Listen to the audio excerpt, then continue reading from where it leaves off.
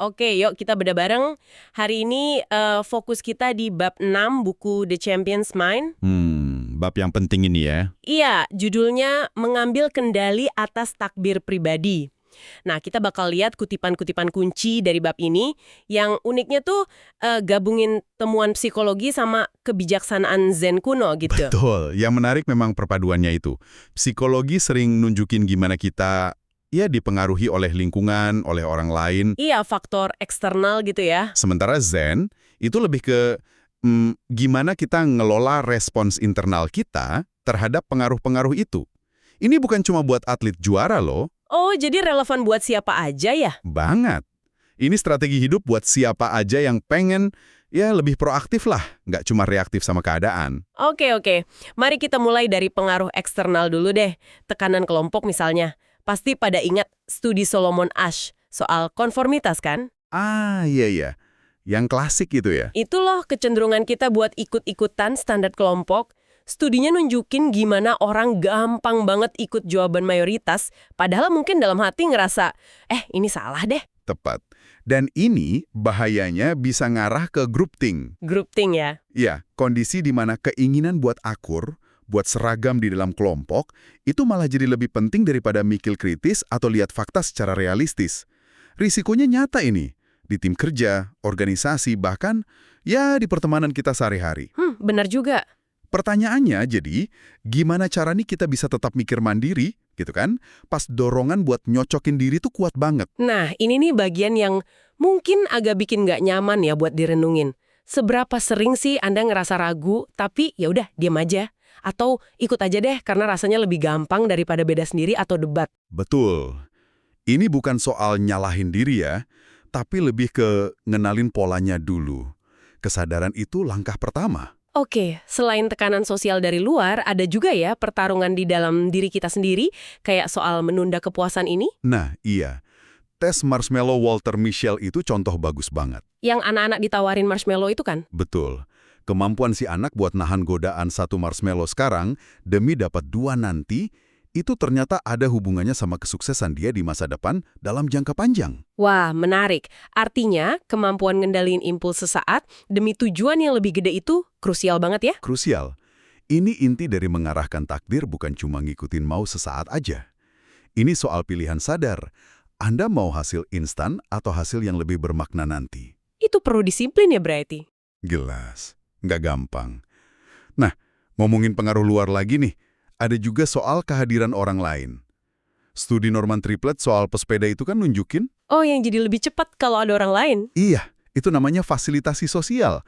Performa kita bisa naik buat tugas yang simple atau yang udah kita kuasai banget kalau ada orang lain yang liatin atau jadi pesaing. Tapi bukannya ada kebalikannya juga ya? Kalau tugasnya rumit atau kita belum jago-jago amat, diliatin orang malah bisa bikin grogi. Persis. Justru malah bisa bikin performa turun.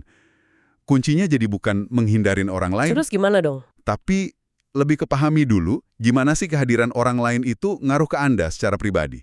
Terus belajar ngelola dampaknya, entah itu manfaatin dorongan energinya, atau belajar nenangin diri kalau emang bikin cemas. Oke, masuk akal. Nah, dari pemahaman soal pengaruh luar dan dalam ini, kayaknya pas nih kita geser ke perspektif Zen. Gimana cerita-cerita Zen ini bisa ngelengkapin temuan psikologi tadi? Misalnya yang kosongkan cangkirmu. Cerita itu dalam banget maknanya. Ada profesor mau belajar Zen, tapi nggak bisa-bisa karena ngerasa udah pinter, udah tahu banyak, cangkirnya, pikirannya udah penuh. Nggak ada ruang buat hal baru ya? Betul. Ini nyambung banget ke ide ngelawan groupthink tadi atau ngelawan asumsi kita sendiri. Kalau mau ngendalin takdir, kita perlu rendah hati buat terus belajar, buat mempertanyakan apa yang udah kita tahu. Perlu dikosongin dulu cangkirnya sesekali. Bener juga. Terus ada cerita beban itu. Biksu yang nolongin gendong wanita nyebrang sungai, dia udah lupa kejadian itu. Tapi biksu satunya lagi yang ngeritik. Masih kepikiran terus berjam-jam, masih bawa beban itu di pikirannya. Nah, ini juga krusial banget. Coba deh kita pikirin, berapa banyak energi mental kita yang kebuang buat mikirin kesalahan masa lalu? Atau kekecewaan? Banyak kayaknya ya. Iya kan? Mengendalikan takdir itu artinya fokusnya di sini, sekarang, dan ke depan. Bukan malah kejebak di masa lalu terus. Melepaskan beban masa lalu itu penting banget biar energinya bisa dipakai buat bergerak maju. Oke, yang terakhir nih. Cerita Jenderal Jepang yang pakai koin 2 sisi kepala buat yakinin pasukannya kalau takdir mihak mereka. Ini soal kekuatan keyakinan ya, self-belief.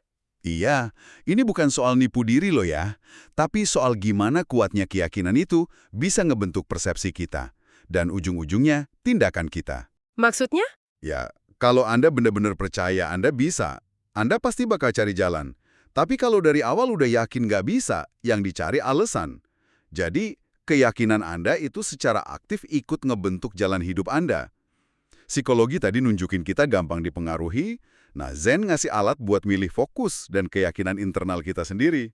Oke, jadi kalau dirangkum nih ya, mengambil kendali atas takdir pribadi itu bukan hal pasif, tapi aktif banget ya. Aktif, kombinasi dari sadar diri, Sadar sama pengaruh luar kayak studi Ash atau triplet itu ya. betul, terus disiplin diri, kayak di tes marshmallow, Nahan godaan sesaat. dan juga kebijaksanaan internal.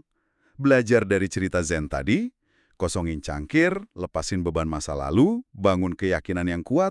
Intinya, Anda punya pilihan dalam merespon situasi. Nggak cuma jadi korban keadaan gitu ya. Persis.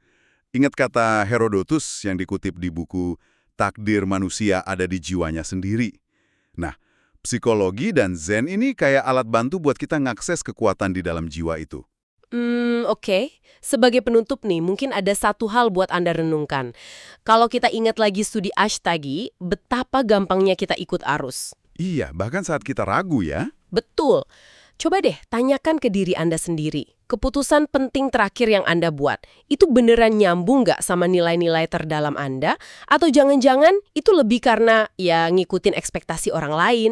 Atau karena itu jalan yang paling gampang aja saat itu? Pertanyaan yang bagus itu. Mungkin menjawabnya secara jujur bisa jadi langkah awal buat Anda mulai megang kendali lebih kuat atas arah hidup Anda sendiri.